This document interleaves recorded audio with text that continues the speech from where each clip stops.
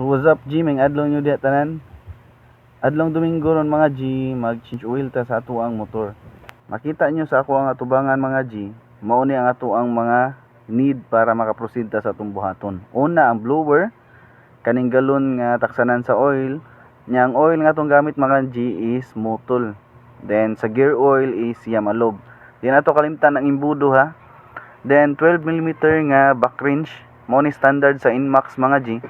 Then vice grip ug namoy plies lang nga gamitan ninyo. So sa pag-abli di aning diri sa may oil plug, pa left side or padung sa inyong front nga ligid. So kana kay naabli na nako, kuhaon na nato tong taksanan para matakos nato ang mga oil.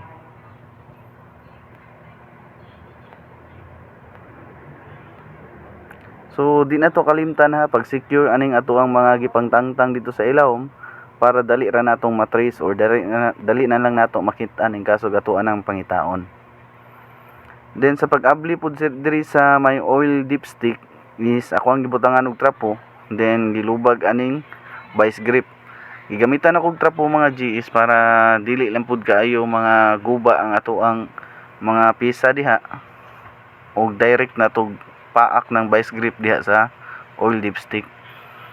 So okay raman akong oil, gitrapuhan lang nako gamay kay para naay mga hugaw diha, mga tangtang pud. Secure lang sad ko nag-appeal mga G. So diri na mo sugod og appeal ning blower. So mao ni ang rason mga G, moong naatay blower.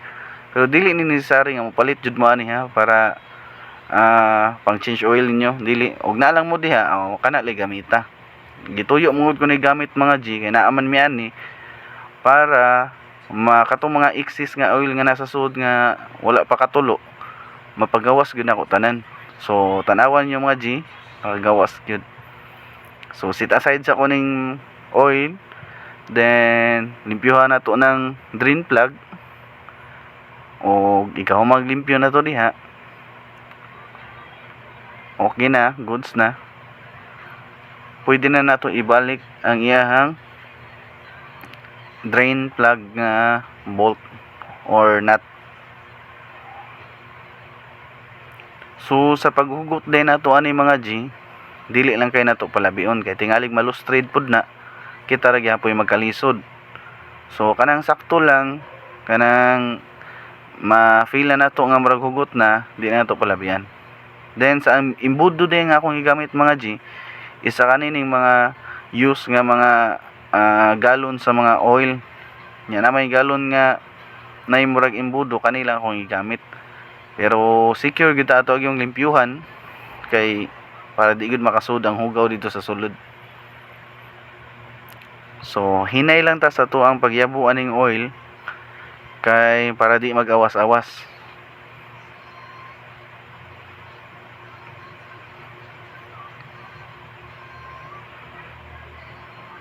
So atong gamit nga oil mga G is 0.8 lang ni, 0.8 liters. So ato gyud ning hotdon kay mao man ang stock sa Inmax or mao ang iyahang ma-contribute or masulod sa iyahang makina. 0.8 liters. So kana kay okay na. Di gyapon nato kalimtan sa paglimpyo sa ato ang butangan para katong mga hugaw dili gyud makasulod. Ilak na nato ni mga G. Nya sa ato ang paglock diha, di gyapon nato kalimtan ning trapo. Mao ni makatabang mga G para di gyud ma-damage ang ato ang mga gamit diha. Sa paglock, ayo lang kayo nyo hugta, kana lang dili maduaan or dili matripan og tambay gud kay narabay uban nga kurion kay gamot. Taka lang hilabot. So kay manata dito sa iyahang oil mga G, diri na sad ta sa iyahang engine oil. So sa mga pisa nga atong gamiton mga G is mao ra gyapon basic, kani gyapon ning 12mm nga back wrench ug ang vice grip.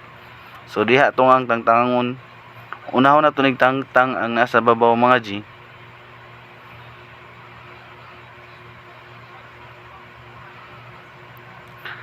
Then careful dito sa pagtangtang ani kay naa ni siya kaning guma or washer ba tawag ani.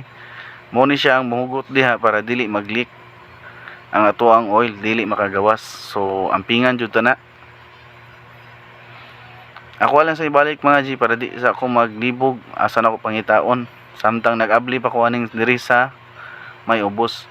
Then sa pag-abli ani mga G ay gud mo kalimot ha. Padung ni siya sa babaw, dili ni siya padung sa ubos kay sus amot lang ug mabali ninyo. Guba gina diha gyud. Nya maupaw na ang kuan, lisod na siya tangtangon. So katong atong gigamit nga oil ganiha or katong galon sa atong pag-drain sa oil, mao ra gyapon atong gamiton. Then kaning trapo ay gyud mo kalimot po di ay ibutang nyo sa yantas kay awa makita nyo og unsay rason ha nganong atong ibutang diha.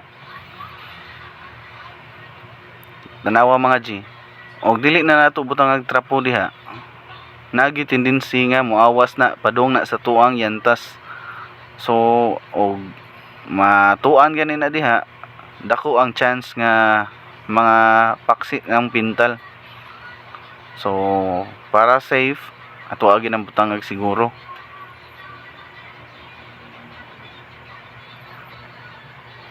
So dili pa kaayo inana ka hugaw ang atong oil, pero sa ako among side mga G is once mag change oil ko, every second change oil nako diha na sa gumag ili sa kanang engine oil. Mausad ako ang nabasahan, mausad ako nakitaan. So kay naswayan man sa uban ato lang sa sunon, di ba? Total di naman sa nina kamahal ang engine oil. Naraman ni sa 100 siguro. So mao po ni gamit sa tong blower. Magamit gyapon sad nato siya diri sa engine oil.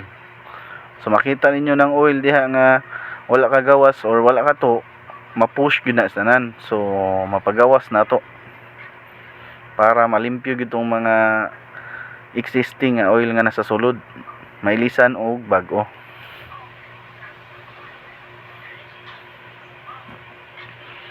Di na to limtan ha nga ato agi nang trapuhan diha. Then kaning bolt ato anam ning nalimpyuhan, ato na ning ibalik. Nya kaning ubos gyud atong unahon na kay naabay uban diha nga nalimot og sirado aning ubos nya nakabutang na siya engine oil diri sa babaw. So nagtulo ni awas. So di kita malimot mga G. Sa hugot anay mga G, medyo ato ang hugtan jud gamay kay naka-experience ko wala kay nako siya mahugot og tarong. So nag-leak gud siya pero dili gid siya leak nga grabe. Makita lang nako nga murag ni overflow or ni gawas ang yang oil ba. Kay nagmantika or nagrasa ang dito dapit. So horot lang nato ng usa 100 ml raman na. Then di pud ta kalimot sa pagtrapo. Always gina mga G para limpyo atong trabaho og nindot pud ang atong agi. So hapit na ta nahuman mga G. Ibalik lang nato na atong mga tinangtang para all goods na kayo. Then sa kanideng vice grip nga akong gamit di ay basin na armoy plies diha na timingan man gud nga wala gid ko ato, so kani akong gigamit. Then unsaon day pag reset sa oil sa Inmax. So tanawa ni nga video mga G kay diri sa ninyo makatunan unsaon. Sa mga wala pa kabaw ha. So diri sa left side, diri sa may brake dapit na ay murag pislito nun diha kanang nasa video. Then tanaw na to atong panel gauge, magsige sa na siya move once ato atong i-click dito. So pangitaon na natong oil, sama na nakita na nako ang oil. Ang akong dagan is 1625 pero di gud ako paabton og 2000 usa ko mag-change oil. Then steady lang nato ni once na nata sa oil, steady nato mga siguro 2 seconds mo kidlap na siya. So once mo kidlap na siya, katong steady nato, pwede na natong buyan. Then steady na sad nato og balik para ma-reset ni ang 1625. Steady nato, tanawan ninyo ha. So na-reset na siya, nahimo na siyang 0. So kana all goods na siya, pwede na siyang mudagan. Pero kay di sa nato napadaganon mga G, kay nakita na ko si G-Max nga perting hugawa, ato asa na limpyuhan naka-change oil ta, naka-gear oil ta nya. Hugaw kay atong motor, di ba? Atuan na lang idungan-dungan tanan para pertig yung limpyuha. Tanawa ra gud na oh. So di ba? All goods na ni siya mga G, sa gamito na itong service sa trabahoan, mag long ride ta, okay na ni siya kay na maintain naman nato or nahatag na nato ang need sa motor nga iyahang kinahanglan. So salamat sa inyong oras mga G, diri na lang kutob G Max in the house. G-Max ng Pinas.